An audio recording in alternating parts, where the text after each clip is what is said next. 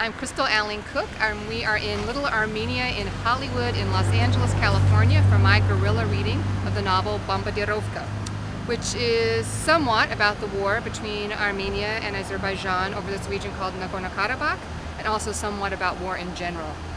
The novel can be gotten for free at bombardirovka.com, and also with the novel I'm hoping to raise awareness about the effects of war and also to raise money for medical relief for war, conflict, and other disaster victims.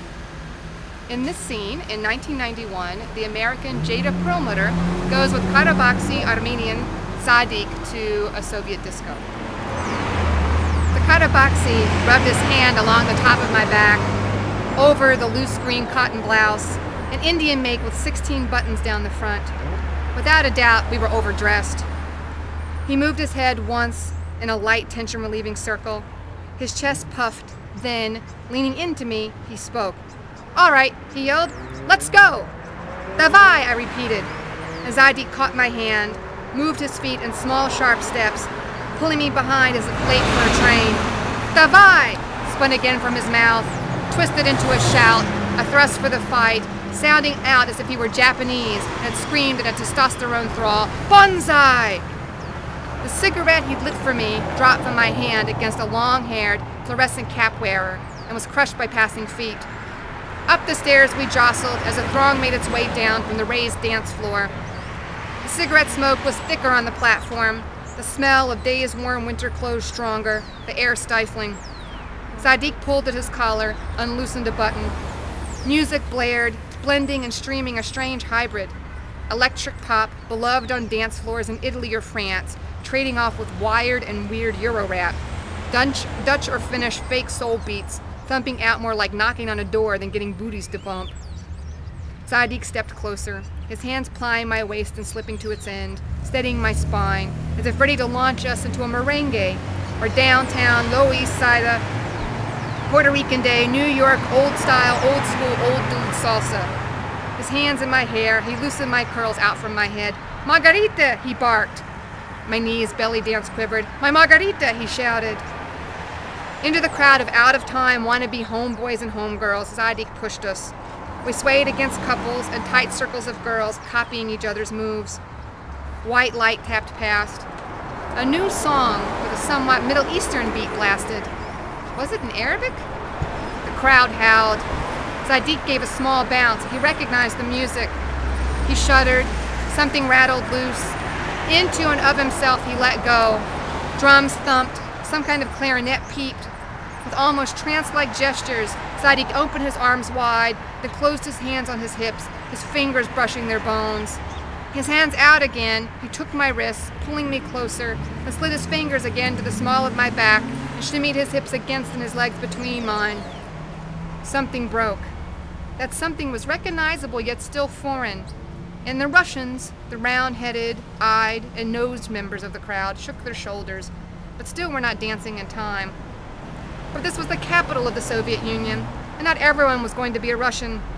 At the crowd's edges, dispersed, interwoven, manifested a layer of people, often dark-haired, dark-eyed, and darker skinned. Than whom? Than the Russians, than me. And from the center of these people, from their chest cavities, the very breath they took became and came this beat. To the Arabic thump, their knees shook, groins bopped, necks arched, tongues flicking their mouths, they called, wailed, "La la la la la la la!" Sadiq's hand swooped my spine, and I released. My neck to the back ceiling, I whooped, screamed out a yee whoopee, and a Hank Williamsy yah-ha! Our hips fluttered together, then fluttered together. And here it happened. No longer were we in wintry Moscow, but somewhere much farther south, in a dry landscape and a summer heat, when thumping brings sweat and sweat quenches thirst. I wanted this forever. I wanted to follow Sadiq forever anywhere, always to be with this man, loose enough to twist his hips, not afraid to bump one minute and the next to flutter. And just then, I knew it. Despite all else that year, God was shining on me, on us. God wanted me to touch this man, and he was a man, and all the boys I'd touched before had been just that. Alyosha, who loved me yet didn't love only me, he had never been this thing. I had my arms around a man, this man in my arms, that had been to war and was going to go again. And my skirt hiked up and his thin legs rock-pulsed against mine, and through thick cotton tights, shivers coursed my thighs and crossed my crotch. Zadig leaned me back. I vibrated my shoulders and gyrated my hips. Onto my collarbone he planted one gentle kiss. And if he'd wanted, right there, then, without shame, we could have done anything to each other to make one another feel good, and the light and blessings of the universe would have fallen upon us. Around us, becapped and bandanaed young Soviets ground against each other, boys and girls, girls with girls. A harem ecstasy emerged, shoulder shimmying wonder, and for a minute, post-Soviet pose fell away. No one was confused, copying Western attitude, and everyone was in tune, tuned in with their inner republic, their own deep inner Slav, this foot-stomping, circle-spinning, hand-clapping, wild forest, wolf-running tundra spirit twirler, bear-catching, skin-wearing, snow-battling bopper.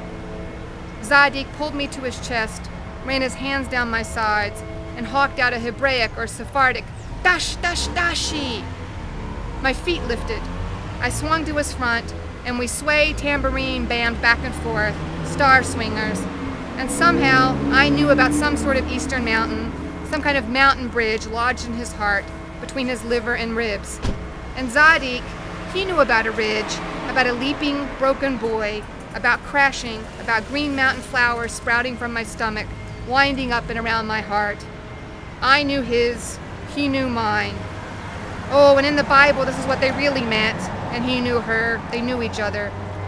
Zadig bit my neck, yelled into my flesh his language. I was marked, tattooed. In Russian, into my ear he called Radnaya, from related or relative, from root.